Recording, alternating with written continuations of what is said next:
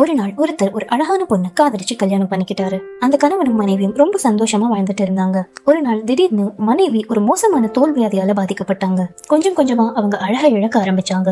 இப்படி இருக்கும்போது ஒரு நாள் அவங்களோட கணவர் போன கார் ஒண்ணு ஆக்சிடென்ட் ஆகிடுச்சு. அதுல அந்த கணவர் தன் பார்வையை இழந்துட்டாரு. ஆனா அவரோட மனைவி அவரை ரொம்ப அன்பா பாத்துக்கிட்டாங்க. அவங்க வாழ்க்கையில எந்த விதமான மாற்றமும் இல்ல.